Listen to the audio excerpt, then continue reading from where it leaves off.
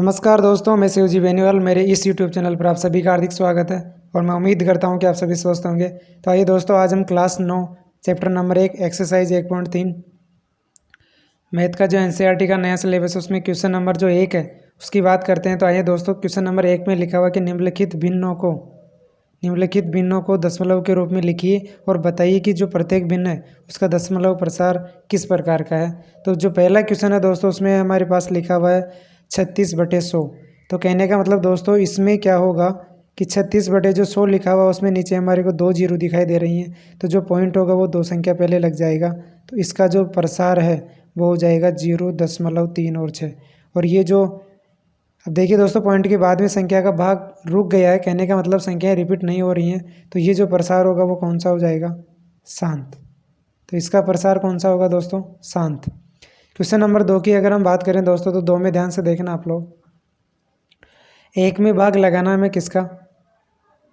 1/11 लिखा हुआ है, इसका मतलब 1 में भाग लगाना है दोस्तों किसका? 11 का। आपको पता है 1 में 11 का भाग लगेंगे, भाग नहीं जाएगा, तो यहाँ हम पॉइंट लगा देंगे। तो पॉइंट लगाने के बाद में यहाँ पे 0 लग जाती है। अब भी 10 में भी भाग नहीं जाएगा तो हम फिर 0 लगा देंगे और ये कितना हो जाएगा दोस्तों? 100। अब 100 में हम 11 का भाग लगाएंगे तो दोस्तों हमारे पास 9 बार चला जाएगा और 9 बार जाने का मतलब 11 9 में 99 होगा और 100 में से 99 गया तो कितना आ गया? 1। अब देखिए दोस्तों, ध्यान से देखना, हमारे पास यहाँ कितना लिखा हुआ? 1। और वापस हमारे पास यहाँ कितना आ गया? 1। तो कहने का मतलब ये जो प्रक्रिया है वो बार बार रिपीट होती जाएगी। कहने का मतलब यहाँ वापस 0 और 9 आएगा, फिर यहाँ पे 0 और 9 आएगा। इस प्रकार से ये क्या रहेगा? चलता रहेगा। तो कहने का मतलब इसको हम इस प्रकार से भी लिख सकते हैं कि 0 9 के ऊपर बार। कहने का मतलब ये 0 9 बार बार रिपीट होता जाएगा, ये बार रुकेगा ही नहीं, भाग चलता ही रहेगा। तो कहने का मतलब जो इसका प्रसार है उसको हम कह सकते हैं कि एक तो ये अशांत होगा, रुकेगा ही नहीं, और अशांत होने के बाद में इसमें आवर्ती भी हो रही है, तो ये हो जाएगा कौन सा? अशांत आवर्ती, या दोस्तों इसी को ही कहते हैं हम अनुवसानी आवर्ती। अब हम बात करते हैं दोस्तों, क्वेश्चन नंबर जो 3 है वो लिखा हुआ 4 सही 1/8। तो कहने का मतलब दोस्तों ये मिश्रित भिन्न होती है। इस मिश्रित भिन्न को हम भिन्न में बदलेंगे तो 4 का 8 से गुणा करेंगे, 8 चौक 32 हो गया, और 32 में ऊपर वाला 1 जोड़ेंगे तो हमारे पास ये हो जाएगा 33/8। 33/8 हो जाएगा। अब आपको कुछ नहीं करना दोस्तों, ये जो 33 है उसमें किसका डिवाइड करना है? 8 का। आप कहेंगे सर 4 बार चला जाएगा, 8 चौक 32 होता है, इसमें से घटाएंगे आपके पास 1 आएगा, फिर आप यहाँ पॉइंट लगा देंगे, फिर यहाँ 0 लगाएंगे तो इसमें भाग जाएगा 8 एकम 8, इसमें से आप घटाएंगे आपके पास 2 आएगा, फिर यहाँ आप 0 लगाएंगे तो ये हो जाएगा आपके लिए 8 दूना 16, 20 में से 16 गए तो 4, 4 में फिर 0 लगाएंगे तो 8 पंचों कितना होता है? 40। तो कहने का मतलब इसमें भाग देने पर हमारे पास कितना आया? ये आ गया 4.125। तो देखिए दोस्तों, कहने का मतलब ये जो भाग है वो रुक गया, लगातार नहीं जा रहा है। कहीं ना कहीं जाके अगर भाग की प्रक्रिया रुक जाती है तो उसको हम कहते हैं कौन सा प्रसार? शांत। तो इसका जो हमारा आंसर हो जाएगा वो शांत प्रसार होगा। इसी के साथ हमारा जो क्वेश्चन नंबर 4 है उसमें ध्यान से देखना दोस्तों, 13/3/13 है। तो इसका मतलब 3 में हमें किसका भाग लगाना है? 13 का। आपको पता है दोस्तों 3 में 13 का भाग नहीं जाएगा, यहाँ पॉइंट लग जाएगा।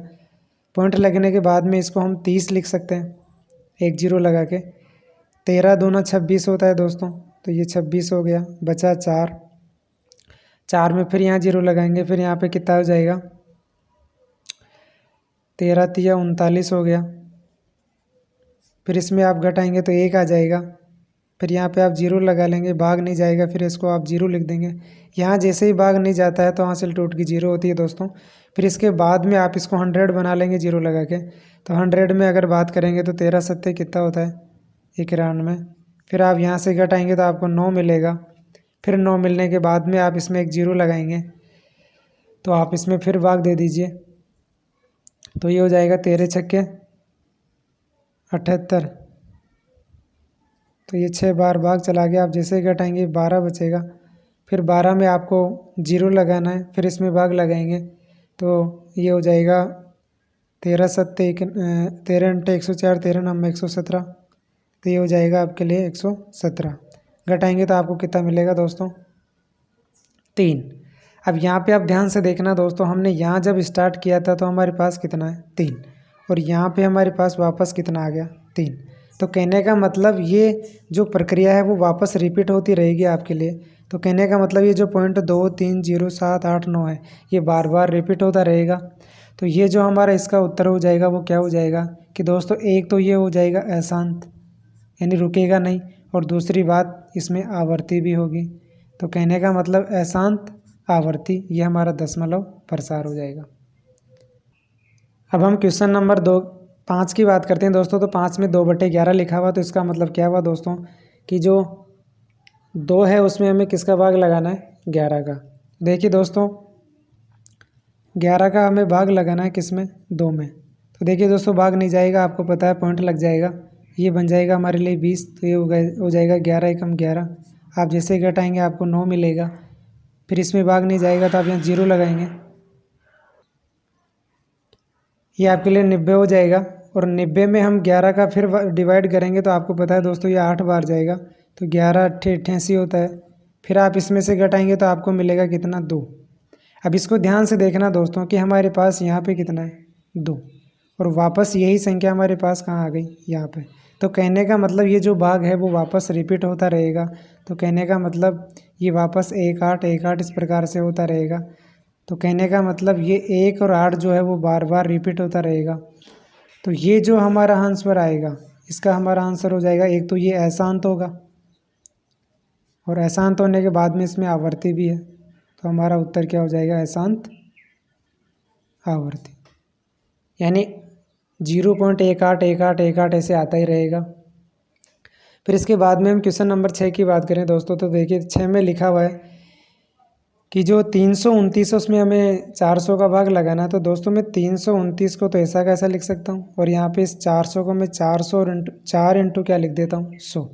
इसका मतलब क्या हुआ कि 329 है उसमें मैं पहले 4 का भाग लगा लेता हूँ और उसके बाद में नीचे 100 रह जाएगा।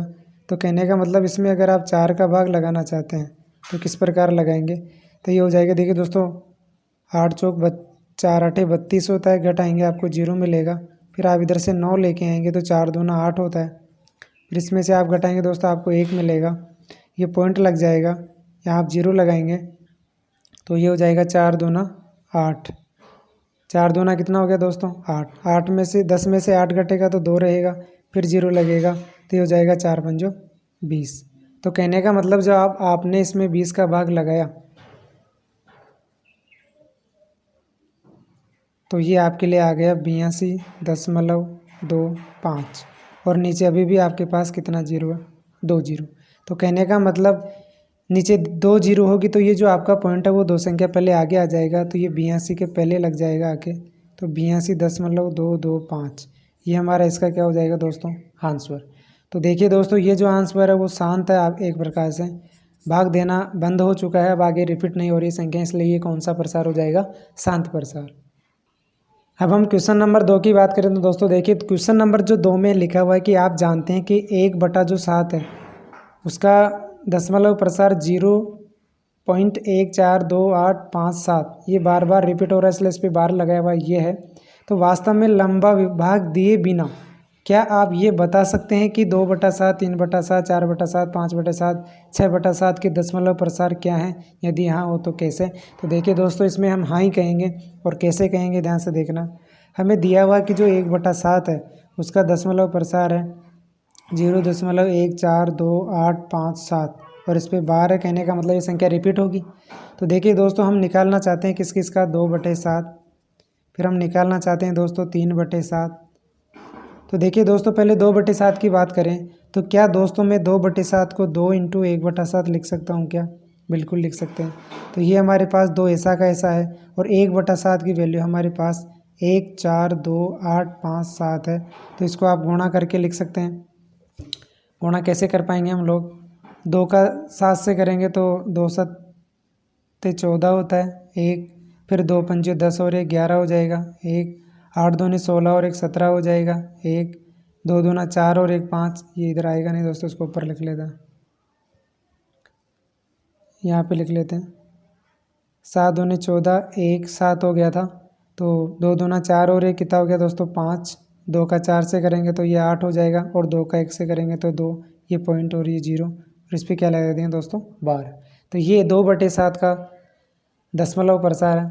फिर इसी प्रकार दोस्तों अगर हम नेक्स्ट बात करें 3/7 की, तो क्या मैं जो इसको है इस प्रकार से लिख सकता हूँ क्या, 3 × 1/7। तो कहने का मतलब वही हुआ दोस्तों, ये 3 ऐसा कैसा रहेगा, और जो 1/7 है, एक जो 1/7 है उसकी वैल्यू आप ऊपर से लिख सकते हैं 0.142857। तो आप इसका मान निकाल सकते हैं। 3 का 7 से करेंगे 7 या 21 होता है, यहाँ 2 आ जाएगा। 3 पंजे 15 और 2 17 होता है, यहाँ 1 आ जाएगा। 3 अट्ठे 24 और 1 25 होता है, 2 आपके लिए यहाँ आ गया। 3 दूना 6 और 2 8 हो गया। 3 चौक 12 हो गया, 1 इधर आ गया, 3 और 1 4 हो गया, और ये पॉइंट। तो ये इस पर भी दशमलव आ जाएगा। इसी प्रकार अगर हम 4/7 की बात करें दोस्तों, तो ये इसको लिख सकते हैं हम 4 × 1/7, 4 ऐसा का ऐसा, और 1/7 की वैल्यू आपके पास 1.42857 है। आप इसको गुणा कर लीजिए। तो 7 का 4 से गुणा करेंगे, 7 चौक 28 होता है, यहाँ 2 हो जाएगा। 4 पंजे 20 और 2 22 हो गया, यहाँ 2 हो जाएगा। 8 चौक 32 और 2 34 हो गया, यहाँ 3 हो जाएगा। 4 दूनी 8 और 3 11 होता है। 4 चौक 16 और 1 5 हो गया, 16 और 1 17 हो जाएगा। 4 और 1 5 हो जाएगा, और ये 0 पॉइंट। तो ये वापस रिपीटेशन हो जाएगा। इसी प्रकार हम निकाल सकते हैं दोस्तों किसका, 5/7 का। तो 5 × 1/7 लिख सकते हैं इसको, 5 ऐसा का ऐसा, और 1/7 की वैल्यू 0.142857। तो इसको अगर हम गुणा करके लिखें दोस्तों, तो 5 का 5 से करेंगे तो 35 आएगा। 3 5 25 और 3 28, यहाँ पे 2 आ जाएगा। 8 पंजे 40 और 2 42 होता है, यहाँ 4 हो जाएगा। 5 दूनी 10 और 4 कितना हो गया 14, 1 हो जाएगा। 20 और 1 21 हो जाएगा। 2 5 और 2 7, और ये पॉइंट आपके पास ऐसा का ऐसा, और ये नंबर रिपीटेशन रहेगा। इसी के साथ अगर हम 6/7 की बात करें दोस्तों, तो 6/7 का मतलब हम लिख सकते हैं 6 × 1/7। 6 ऐसा कैसा रहेगा, और 1/7 की वैल्यू हमारे पास 0.1422857 रहती है। अब आप इसको गुणा कर लीजिए। 6 का 7 से करेंगे 42 हो जाएगा। 4 6 पंजे 30, ये 34 हो जाएगा। 3 8 6 के 48, ये 51 हो जाएगा आपके लिए। 5 6 दूने 12 और 5 कितने होते हैं 17, ये 1 हो जाएगा। 6 चौक 24 और 1 कितना हो गया 25, और ये 6 और 2 कितने होते हैं दोस्तों 8, और ये आपके लिए पॉइंट लग जाएगा। तो इस प्रकार से सेकंड क्वेश्चन का आंसर। अब दोस्तों जो क्वेश्चन नंबर 3 है, उसको हमें जितने भी ये 3 क्वेश्चन दिए हुए हैं इनको P/Q के रूप में व्यक्त करना है, और जहाँ पे P और Q पूर्णांक होंगे तथा Q का मान क्या नहीं होना चाहिए, 0। सबसे पहले अपन क्वेश्चन नंबर 1 की बात करें दोस्तों, तो ये हमारे पास लिखा हुआ 0.6 के ऊपर बार। इसका मतलब क्या हुआ, ये हो जाएगा 0.666, इस प्रकार से रिपीट हो रहा है। तो इसको हम क्या कर लेंगे दोस्तों, x बराबर हमने इसको मान लिया 6 6 6, इस प्रकार से रिपीट हो रहा है, और इसको हमने क्या नाम दे दिया, समीकरण 1। इसके बाद में ध्यान से देखना दोस्तों, बहुत ही आसान है इसको करना। इसके बाद में देखिए दोस्तों, ये जो बार है वो कितने नंबर पे लगा हुआ, केवल 1 नंबर पे। तो आपको ये जो समीकरण 1 है इसको केवल 10 से गुणा कर देना है दोनों तरफ। तो अगर आप इधर 10 से गुणा करते हैं तो ये 10x हो जाएगा, और इधर से गुणा करना चाहते हैं तो 0.666 × 10। अब यहाँ पे आपको मिल जाएगा 10x। अब देखिए दोस्तों, 0 से किसी भी दशमलव संख्या को गुणा करते हैं तो पॉइंट पीछे जाता है, और भाग देते हैं तो पॉइंट आगे जाता है। यहाँ पे 1 0 से गुणा हो रहा है, तो ये पॉइंट 0.6 के बाद में आ जाएगा, और ये इस प्रकार से समीकरण क्या बन गया, 2। अब हमें कुछ नहीं करना, समीकरण 2 में से किसको घटा देना है, समीकरण 1 को। समीकरण 2 में से 1 को घटाने पर, अब इसको आप घटा रहे हैं तो सबसे पहले 2 को लिखना है, तो ये हो जाएगा 10x। अब समीकरण में से समीकरण को कैसे घटाते हैं वो भी देख लीजिएगा आप।